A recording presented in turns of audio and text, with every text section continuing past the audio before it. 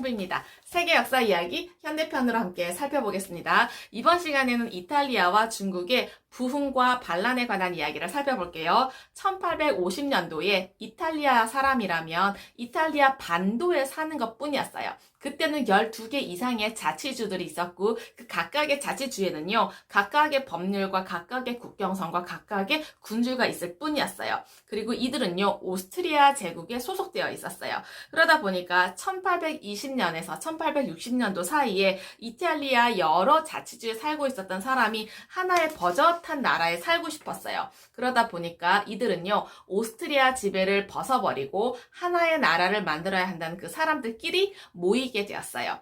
그러니까 최고의 완벽한 도사들, 아니면 까르보나리, 이런 이상한 이름을 가진 비밀단체들에서 자신들끼리만 통하는 암호와 신호를 갖고 활동했어요.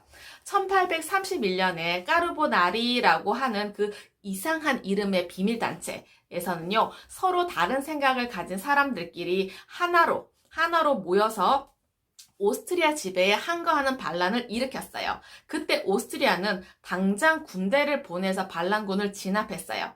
수백 명의 비밀단체 회원들이 체포되고 주모자들은요 교수형에 처하게 되었어요. 반란 주모자 중에는 주세페 마치니라는 사람이 있었는데 이 사람은 용케 도망을 쳤어요. 그런데 독립을 위한 그 투쟁을 잠시도 멈추지는 않았어요. 이 사람은 청년 이탈리아 당이라고 하는 새로운 비밀단체를 만들었어요. 나이가 40살 아래이고요. 소총과 50발의 총알을 주었어요. 200년 전인 르네상스 시대에 이탈리아의 여러 자치주에서는요. 저마다 자유와 강력한 힘을 가지고 있다는 그 사실을 알고 있었거든요. 하나의 이탈리아 공화국을 만들기 위해 운동을 했는데 리소르지멘토라고 하는 이탈리아의 부흥운동이었어요. 이탈리아는 여러 자치주의 군주들과 오스트리아 귀족들은 마치니라는 사람을 몹시 두려워했어요. 늘 검은 옷을 입고 다니고 나는 지금 이탈리아를 위해서 통곡하고 있다. 이렇게 말했다고 해요. 그리고 폭군을 암살하는 것도 도덕적으로나 사회적으로나 정당한 행위라고 말했어요. 그래서 이 마치니는요, 줄리어스 시저를 암살했던 브루투스를 영웅 중의 영웅으로 숭배했어요. 청년 이탈리아 당은 계속해서 커져갔어요. 주세페 가리발디라는 젊은 해군 선원은요, 마치니의 청년 이탈리아 당에 가입을 했는데 마치니의 오른팔이 되어서 오스트리아에 항거하는 반란을 모의하고 실행했어요. 전투는 갈수록 치열해졌고 로마의 교황은요. 로마에 더 이상 있을 수가 없어서 남부로 이동했어요. 그래서 교황은 유럽 모든 로마 가톨릭 국왕들에게 편지를 보내서 빨리 군대를 보내서 청년 이탈리아 당원들을 로마에서 쫓아내달라고 애원을 했는데 프랑스가 그 교황의 부름에 응답을 했어요. 가리발디가 이끄는 그 혁명군은 전투 경험이 전혀 없었던 자원병사들인 반면에 프랑스 군대는 잘 훈련된 병사들이었어요. 누가 이겼을까요? 네, 혁명군이 크게 밀렸겠죠. 프랑스 군대가 훨씬 더 강력했으니까요. 그런데 혁명군은 지금은 잠시 항복하지 않을 수가 없었어요. 그리고 가리발디는 미국으로 도망을 쳤어요. 오스트리아는 이탈리아 자치주를 다시 되찾았고 교황은 다시 로마로 돌아왔어요. 이탈리아 공화국을 세우기 위한 혁명은 지금은 물거품이 되고 말았어요. 그런데 10년이 지났을 때였어요. 이탈리아 사람들은 자유를 얻기 위해서 또 한 번의 싸움을 했어요. 이탈리아 공화국을 세우겠다는 그 생각은 단념하기로 했고 대신에 여러 자치주들을 합쳐서 왕국을 만들고 그러니까 북부 피에몬테 샤르데냐 주의 왕 비토리오 에마누엘레 2세를 이탈리아의 국왕으로 앉혔어요. 프랑스 국왕에게 이탈리아를 위해서 싸워준다면 비토리오 에마누엘레 2세의 왕국 중에 일부 영토를 프랑스에게 넘겨주겠다고 제의했어요. 프랑스 국왕은요 어땠을까요? 네, 그 제의를 받아들였어요. 가리발디는 미국에서 급하게 돌아가 그 군대의 총사령관이 되었어요. 프랑스 군대가 이번에는요. 이탈리아 혁명군을 지원하게 된 거죠. 전장이 시작이 된 채 1년이 못 되는 동안에 프랑스 군들이 너무 많이 죽어버려서 멈출 수밖에 없었어요. 그래서 이 오스트리아 정부와 평화협정을 맺어버린 거죠. 누가? 프랑스 국왕이요. 프랑스 국왕이 자신이 혁명군을 돕는 그 전쟁에서 발을 빼면서 오스트리아 정부를 돕겠다고 평화협정을 맺었던 거예요. 시칠리아의 가난한 농부들과 촌민들을 설득해서 가리발디는요, 그의 군대가 오스트리아의 그 압제에서 벗어나게 해줄 것이라고 말했어요. 가리발디의 군대와 오스트리아 군대가 팔레르모에서 맞붙었어요. 누가 이겼을까요? 네. 가리발디의 군대가 대승리를 거두었어요.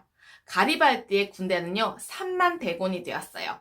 그리고 가리발디가 계속 승리를 거두었죠. 그러다 보니까 비토리오 에마누엘레 국왕은 남쪽으로 그 승리를 축하하기 위해서 내려왔어요. 그리고 가리발디를 만났죠. 1861년 비토리오 에마누엘레 2세는 이탈리아 국왕의 왕관을 썼어요. 이탈리아라는 나라의 첫 국왕이 된 거죠. 그 무렵에 중국에서는 새로운 종류의 전쟁이 일어나고 있었어요. 바로 한 나라 안에서 부자와 가난한 자의 전쟁이었죠. 그때 당시 중국은 청나라 황제가 다스리고 있었는데 청나라가 들어선 지 200년이 지나고 있었어요. 처음에 청나라는요, 강력한 힘만으로 백성을 다스리는 것이 아니라 도덕적으로 굉장히 중요한 정치를 꾀하고자 했어요. 그런데 초기 황제들은 그런대로 공정하고 지혜로운 사람들이었지만 시간이 지나면서 청나라 황제들도 그 도덕성을 점차 잃어갔어요. 그래서 청나라 황실은 사치스럽고 향락과 부패가 너무나도 심했던 거죠. 중국은 그러면서도 날로 커졌어요. 1700년에서 1850년 사이에 인구가 2배가 됐는데요. 자그마치 1억 5천만 명에서 3억 명으로 늘어난 거예요. 중국은 그러면서 날이 갈수록 가난해졌는데 영국 상인들이 중국 항구로 들어와서 아편을 팔았던 거죠. 그러다 보니까 수백만 명의 중국 사람들이 아편에 중독이 되었고, 그러다 보니까 중국으로 들어오는 돈보다는 빠져나간 돈이 훨씬 더 많아서 가난해지는 게 너무나 당연했어요. 그래서 이때 중국의 가난한 사람들에게는요, 조금이라도 더 잘 살게 해주겠다고 약속하는 사람이 나타나게 되면은 덮어놓고 따라 나설 준비가 되었는데, 그때 홍수전이라는 사람이 나타났어요.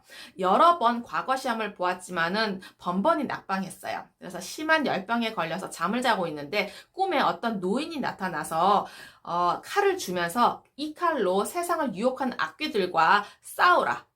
그러면 나이든 형이 너의 곁에서 너를 늘 지켜줄 것이다. 이렇게 말하는 꿈을 꾼 거예요. 홍수전은요, 기독교에 관해서 조금 배운 게 있다 보니까 그 백발의 노인을 하나님이라고 생각을 했고, 나이든 형을 예수라고 생각을 했어요. 그래서 자신은 그 하나님의 뜻을 받들어서 중국의 예수 전도사가 되어야겠다라고 생각을 했던 거죠. 그래서 하나님을 숭배하는 사람들이라는 뜻으로 배상제회라는 모임을 만들었어요. 아편과 술은 절대 하지 않고 모든 재산은 교단에 바치겠노라 서약을 했어요.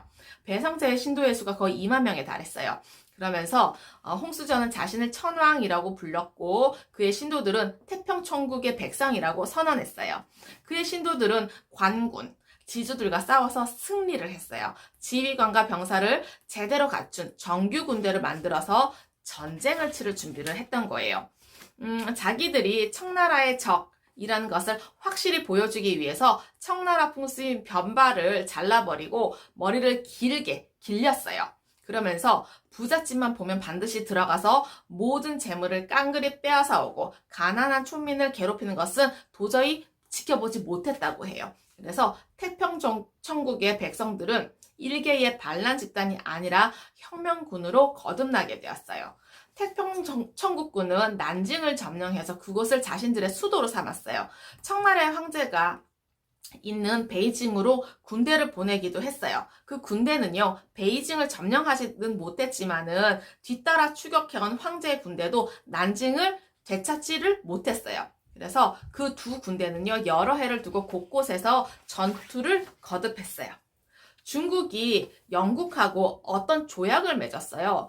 태평천국군이 일으킨 반란을 진압하는데 영국군이 도와준다면 영국 상인들에게 더 많은 중국의 항구를 열어주겠다고 약속을 했어요.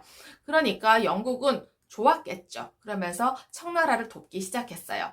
1864년에 이르러서 태평천국군은요, 운명이 다했던 거예요. 그들의 수도인 난징이 포위되고 청나라 군대가 쏟아져 들어오면서 홍수전은요, 스스로 목숨을 끊어버렸어요. 태평천국 운동도 그의 죽음과 함께 막을 내렸어요. 태평천국 운동에서 중국 사람들은요, 3천만 명이나 넘게 죽게 되었어요. 청나라 왕조는 태평천국 운동으로 거의 망하기 직전까지 갔어요. 그렇지만 그 이후에 올바른 정책을 선택을 해서 한동안 중국의 왕좌를 지킬 수가 있게 되었습니다. 네, 과거의 지혜와 지식을 통해서 현재와 미래의 삶이 좀 더 의미 있고 풍성해지시길 기원합니다. 감사합니다.